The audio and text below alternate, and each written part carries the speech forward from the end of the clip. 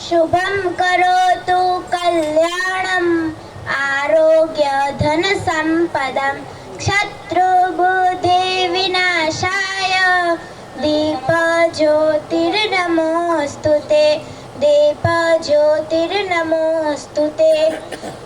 प्रमुख श्री अखिल भारतीय साधु समाजना परम वंदनीय श्री मुक्तानंद बापूना चरणों में मारू शीश नमावीने कोटि कोटि वंदन। मंचस्थ साधु संतों ने मारा वंदन તેમજ અહીંયા પધારેલી ધર્મ પ્રેમી જનતાને એન્જલ મહેતાના પ્રણામ।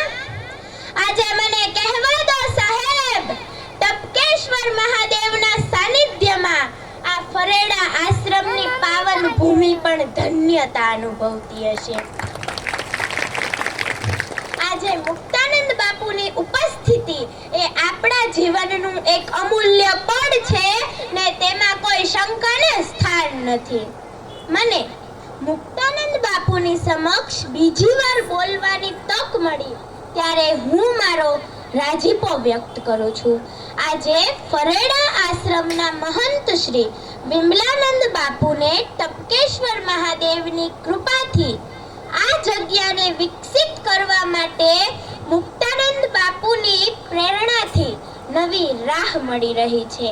जिंदगी का क्या भरोसा, जिंदगी का क्या भरोसा, कब आखिरी शाम आ जाए। हमारी तो बस यही तमन्ना है मुक्तानंद बापू, हमारी जिंदगी मानव जीवन के लिए काम आ जाए।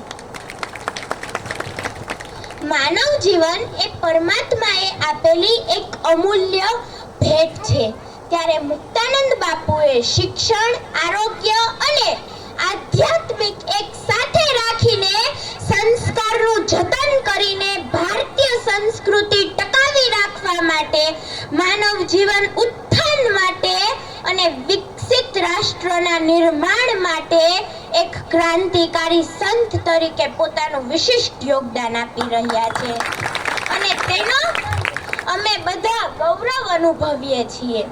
મુક્તાનંદ બાપુ, તમારું એક સૂત્ર મને ખૂબ જ ગમે છે। પીડિતોને રાહત આપો, પીડિતોને રાહત આપો, પડેલાને ઊભા કરો, ઊભેલાને ગતિ આપો અને ગતિવાનને દિશા આપો। મુક્તાનંદ બાપુએ તેમની યુવા અવસ્થામાં અંદાજે 35 થી 40 વર્ષ પહેલા આ ભૂમિ પર તપ કર્યું હતું અને આ એ જ પાવન ભૂમિ છે જે આજે હજારો લોકોની આસ્થાનું કેન્દ્ર ટપકેશ્વર મહાદેવનું મંદિર બની ગયું છે।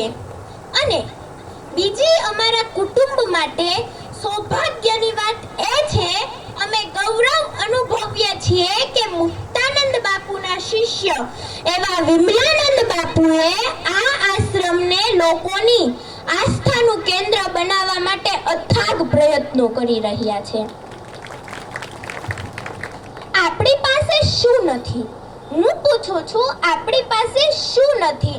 આપણી પાસે બધું જ છે, ધન દોલત, માન પાન, સન્માન, ગાડી, બંગલો, આ બધું હોવા છતાં આપણી પાસે એક જ વસ્તુ નથી।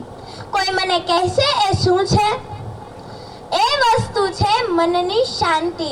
અને જો તમારે આ મનની શાંતિ જોતી હોય ને, એ તો સાધુ સંતોના ચરણોમાં અને આવે પવિત્ર સ્થાને જ મળે, બીજે ક્યાંય મળે જ નહીં।